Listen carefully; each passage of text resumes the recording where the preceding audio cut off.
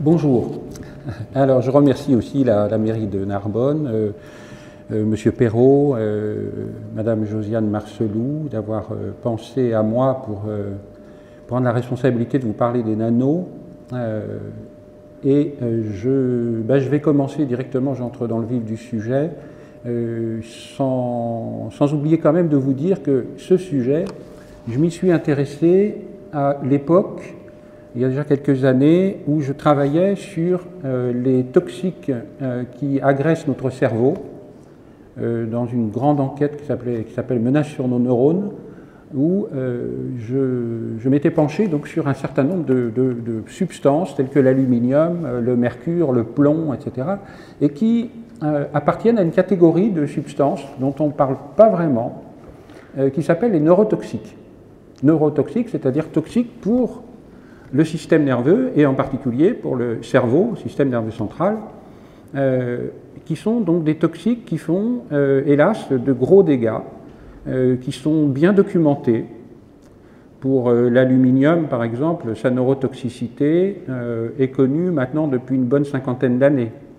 Ça nous rappelle un dossier sur lequel j'avais beaucoup travaillé, l'amiante, qu'on connaissait aussi depuis au moins 50 ans, et contre lequel, finalement, très peu de prévention était mise en place, et par contre, beaucoup de mensonges et beaucoup de propos rassurants de la part des industriels, et y compris des autorités qui s'étaient plus ou moins montrées complaisantes, voire très complaisantes, par rapport à ce dossier. Bon, et j'ai découvert, donc à l'occasion de ce travail avec Marie Grossman, une biologiste, qu'on avait un nouveau problème, massif, énorme, qui était que ces substances, mercure, plomb, il y en a beaucoup d'autres, mais enfin, les plus connues, on va dire, celles dont on va beaucoup parler aujourd'hui, c'est mercure, surtout plomb un peu, et aluminium, qui est un des neurotoxiques majeurs aujourd'hui et parmi les plus répandus.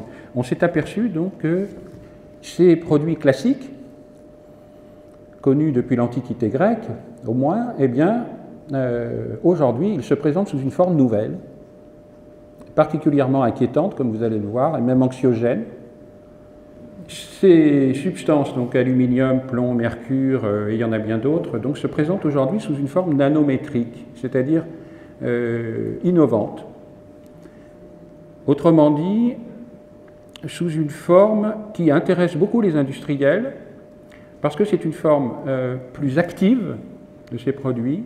On verra comment le bricolage, l'ingénierie des nanotechnologies permet aujourd'hui d'avoir donc des molécules de la même nature, mais dont la taille est très différente, dont les agrégats aussi et les utilisations sont devenues aujourd'hui massives à notre insu, c'est-à-dire que les nanoparticules sont entrées dans notre vie en catimini. Personne ne nous en a parlé.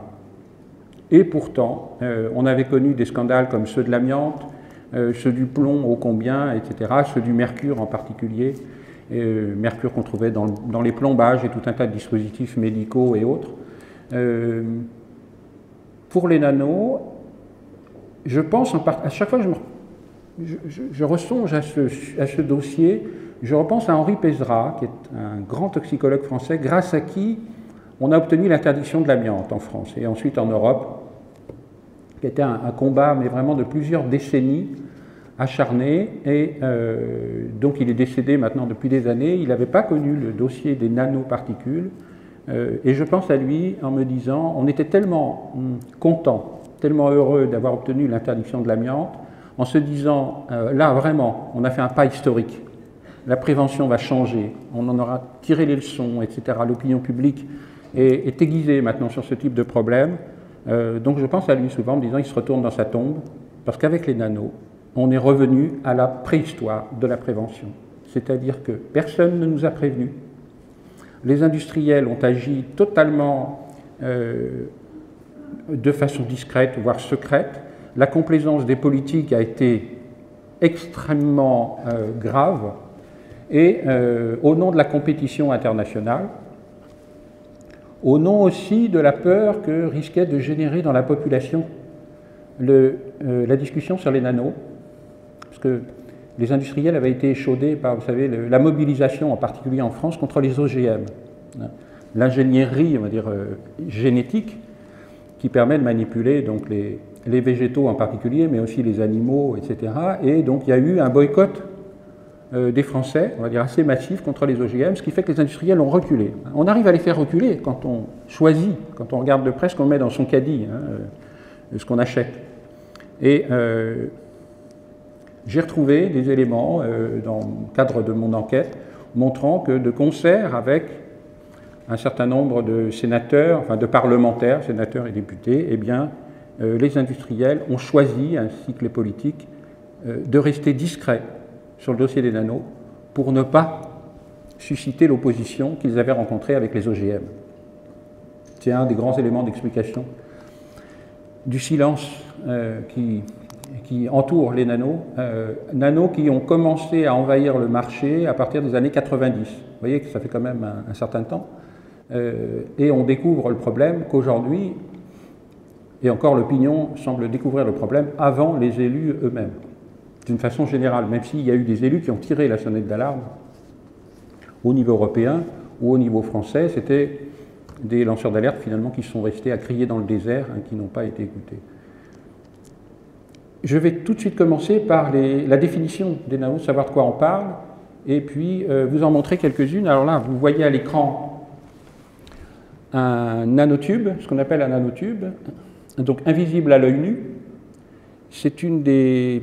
Alors c'est une image un peu fictive, on va dire, voilà, très géométrisée, c'est un peu moins régulier que ça en réalité, mais on a voilà, la représentation la typique d'un nanotube, et je vais vous en montrer d'autres, qui sont des images que vous pouvez commencer à voir dans les médias, aujourd'hui dans les magazines en particulier. Je vais vous dire à chaque fois celles qui sont vraies et celles qui sont dessinées, voire imaginées, parce que le problème des nanos, c'est qu'on ne les voit pas, puis quand on les regarde au microscope même électronique, on a des formes très approximatives. Là, ici, on a la figuration de ce qu'on appelle un nanorobot, puisque à l'échelle du nanomètre, c'est-à-dire du milliardième de mètre, millionième de millimètre, donc on ne voit absolument pas à l'œil nu, on est dans des échelles qui se situent autour de la dimension du virus de la grippe, par exemple, qui est de 3 à 5 nanomètres. Vous voyez. Donc les nanorobots sont des engins que les ingénieurs essaient de mettre au point, et pour certains c'est déjà mis au point, qui peuvent intervenir au sein du corps humain. Et l'idée, là, le projet, c'est d'avoir des petits nanorobots qui vont circuler dans nos vaisseaux et qui vont réparer les petites lésions dès qu'il va y en avoir, ou détruire les mauvaises cellules cancéreuses. Et ça, c'est un dessin de fiction, parce qu'évidemment, on ne peut pas voir les nanos de cette manière. Donc là, qui intervient sur des globules rouges. Donc là aussi, c'est une figuration moléculaire de nanos. Là, c'est une vraie photo. Pour certaines nanos, on a une configuration, souvent ça ressemble à ça d'ailleurs. Là, c'est encore la figuration classique qui peut nous faire penser à la modélisation là, du virus du sida. Sur le bouquin que j'ai fait, Nanotoxique, on a une figuration qui s'inspire de ça.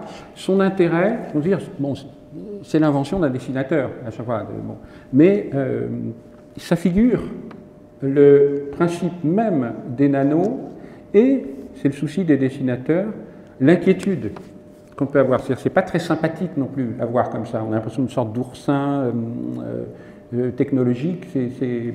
Ça incarne assez bien, je trouve, finalement, toutes ces figurations, le problème des nanos tel qu'on va le développer.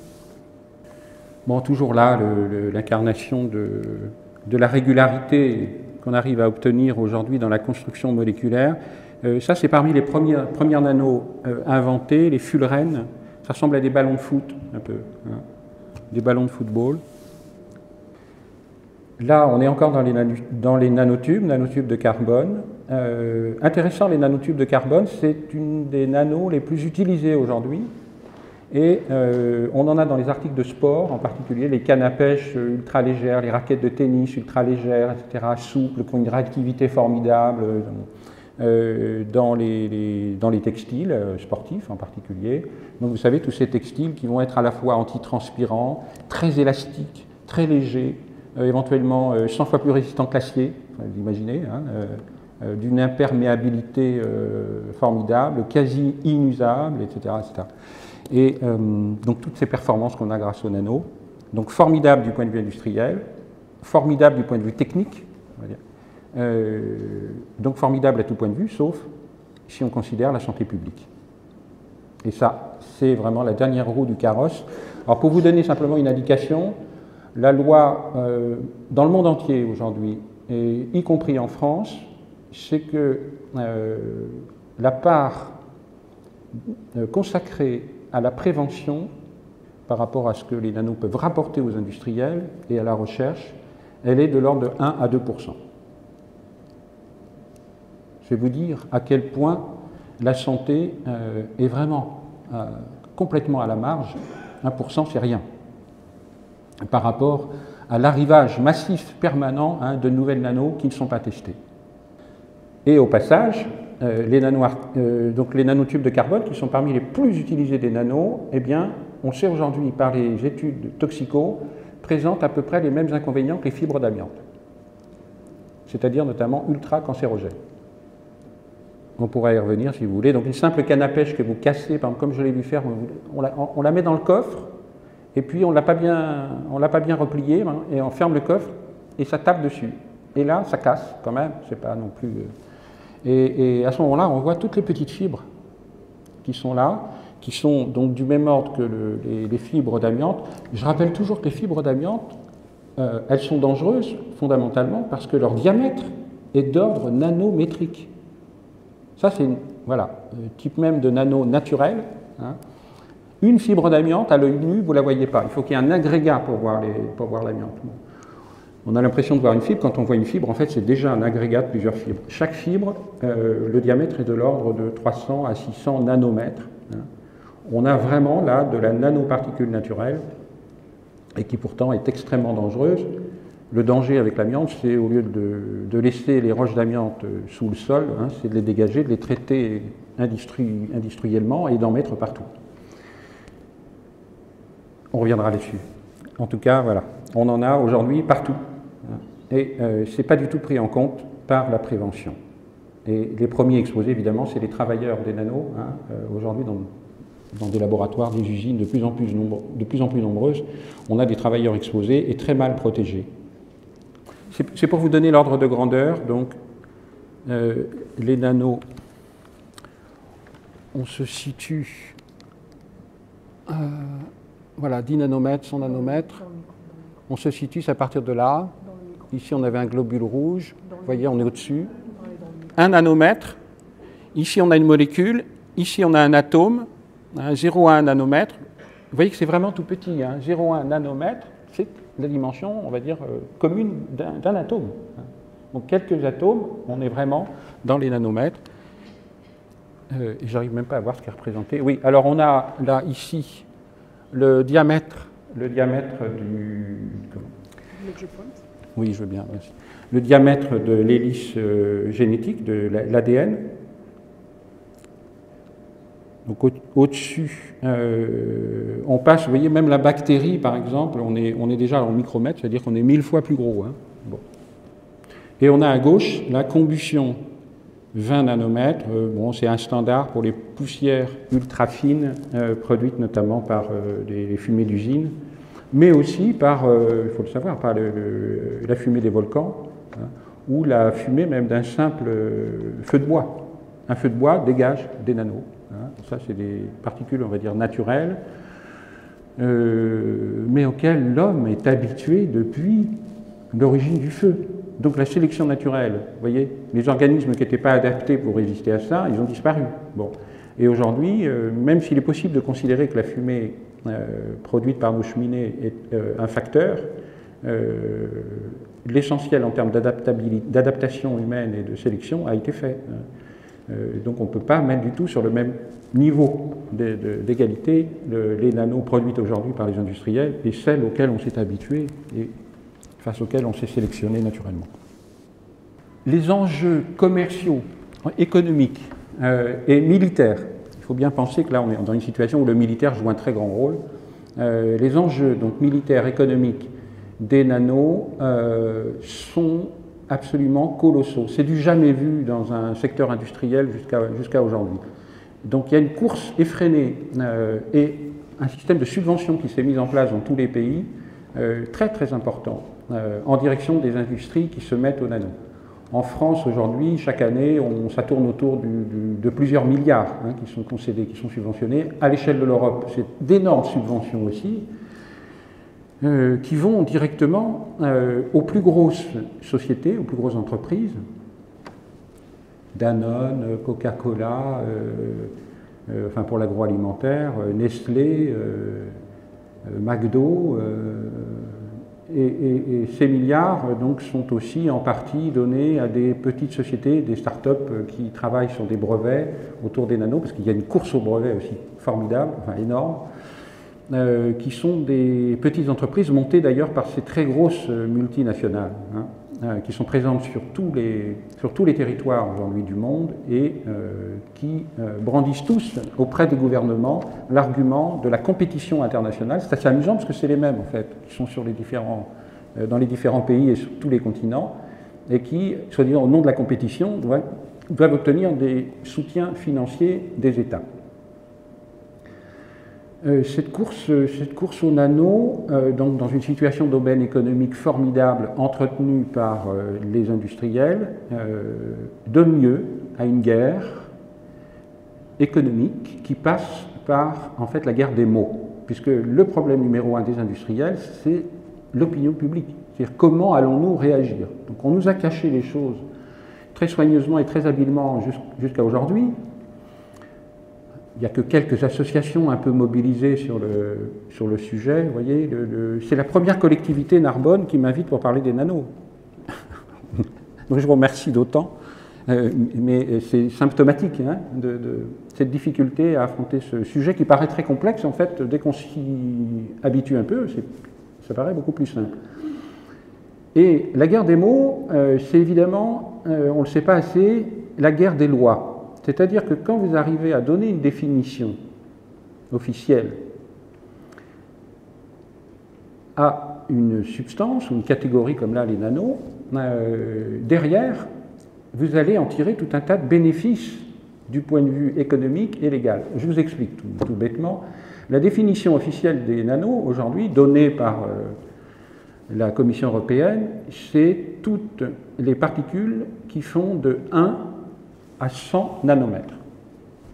C'est assez curieux, puisque en physique, normalement, et en chimie, jusqu'ici, le nanomètre et les nanoparticules, c'était de 1 à 1000. La loi concernant le contrôle des nanos s'applique donc aux nanos qui ont au moins une dimension qui va de 1 à 100 nanomètres. Quid des nanos qui font 150, 200, 300, ou comme les fibres d'amiante qui faisaient 300 à 600. On a en fait seulement là, vous voyez, dans l'unité de mesure, quelque chose qui a été inventé de toutes pièces par les représentants des industriels à la Commission européenne, qui est d'obtenir donc une définition des nanos très restrictive et qui est aujourd'hui la définition légale. Au point que beaucoup de journalistes, vous voyez, quand ils parlent des nanos, ils répètent, les nanos, c'est les particules qui vont de 1 nanomètre à 100 nanomètres. Et personne ne se pose la question, s'étonne de dire, mais pourquoi d'habitude, normalement, ça va jusqu'à 1000, comme toutes les unités de mesure dans le domaine. On exclut ainsi énormément de nanos de la réglementation et de la loi, c'est-à-dire qu'on est dans une situation où les industriels peuvent faire à peu près ce qu'ils veulent, tant que ça ne fait pas de 1 à 100, et on va voir que même quand ça fait de 1 à 100, ils ont inventé encore d'autres notions pour se dégager des contraintes. Bon. Alors, il y a une définition qu'on n'a pas là, que je n'ai pas mise au tableau, c'est la définition des nanomatériaux.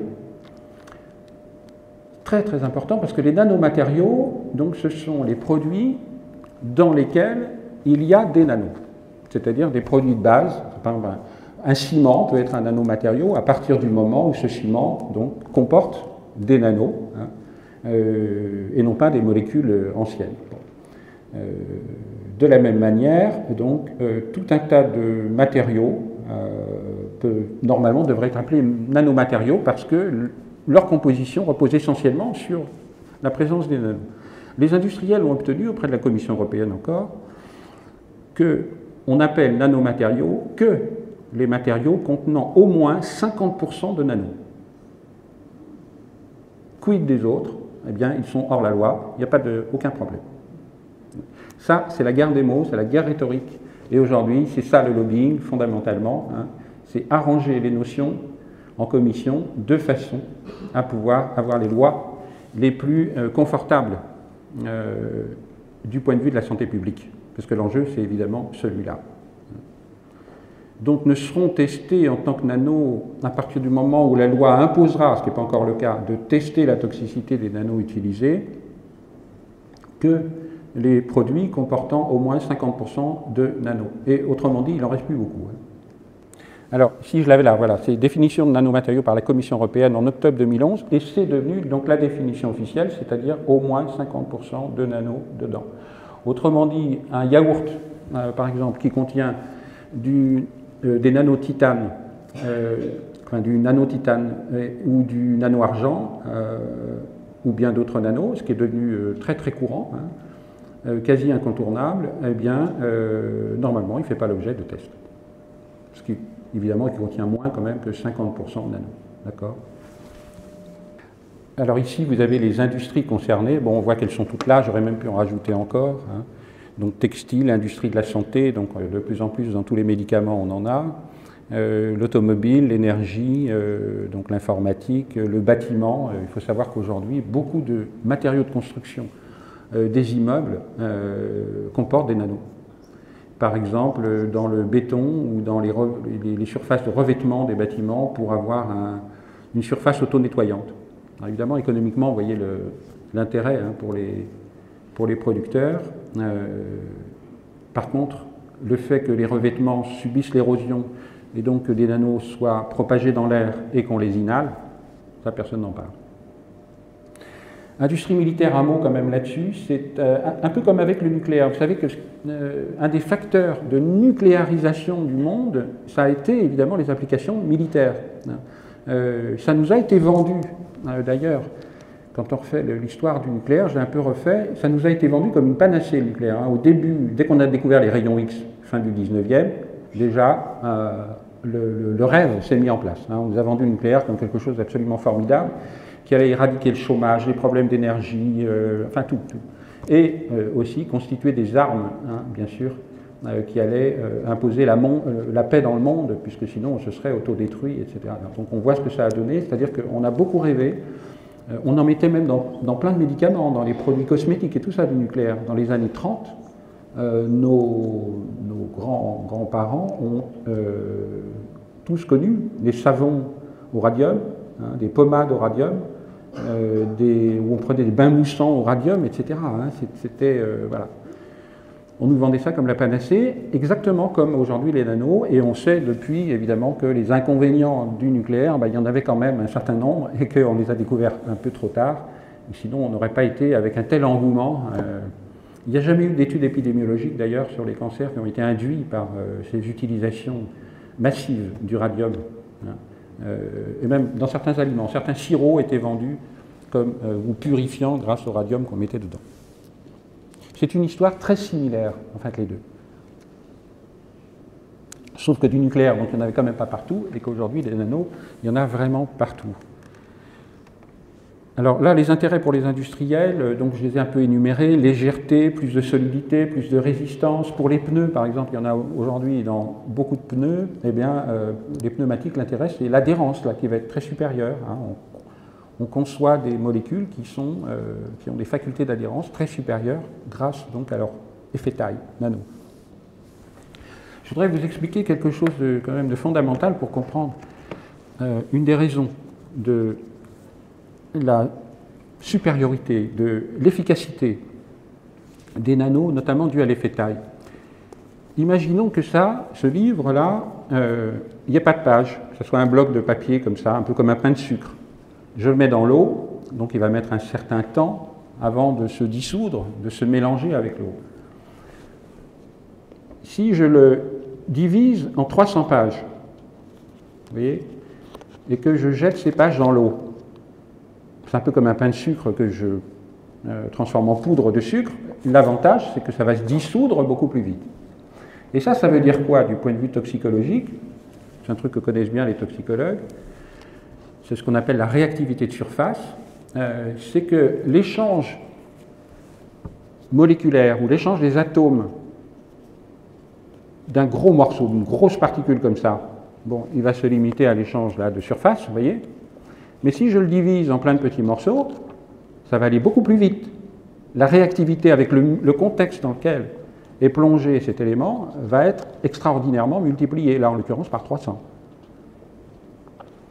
Donc c'est tout l'intérêt du sucre en poudre, c'est qu'il va se dissoudre très vite. Mais ça veut dire, du point de vue toxico-chimique, quand il est dans l'organisme, au contact des cellules, eh bien, la substance particulière va être dans un échange intense, et on constate effectivement en toxico que, du coup, la nocivité elle-même est considérablement décuplée.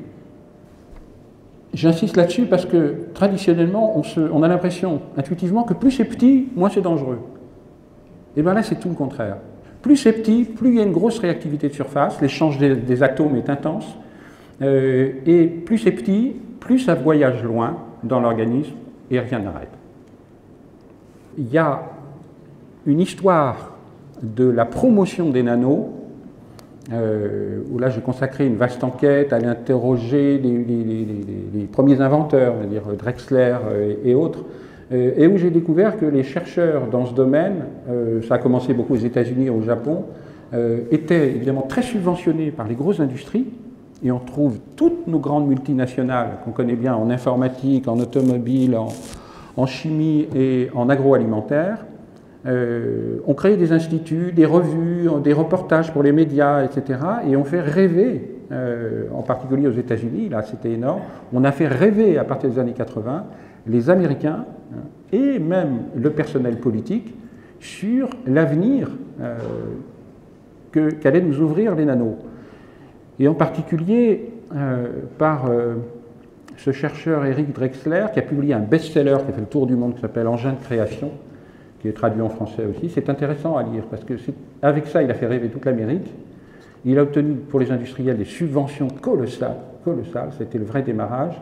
Il a fait rêver donc les Américains, et notamment avec ce thème qui est récurrent, qu'on entend de plus en plus par les lobbyistes et les leaders d'opinion du monde médical qui sont aussi subventionnés par ces industries, dont le propos, le rêve fondamental était de dire nous sommes peut-être la première génération, les toutes premières générations qui vont entendre leurs petits-enfants leur dire un jour « Dis papy, dis mamie, c'était comment à l'époque où on vieillissait encore ?» C'était comment, et là je le dis toujours en frissonnant, hein, malgré les conférences et tout ça, c'était comment à l'époque où on mourait encore. Et Drexler et beaucoup d'ingénieurs des nanos nous disent ça. Nous sommes peut-être la dernière génération mortelle ou la première à passer à l'immortalité grâce aux nanotechnologies et en particulier à tous ces nanomédicaments qui envahissent le marché et qui viennent combattre dans notre organisme, sous la forme plus ou moins sophistiquée de robots ou de nano-objets, eh bien, les lésions et les mauvaises cellules qui nous font vieillir et qui viendraient réparer l'ADN, etc. Et la course est lancée depuis des années dans ce domaine. Voilà. On peut passer aux questions peut-être.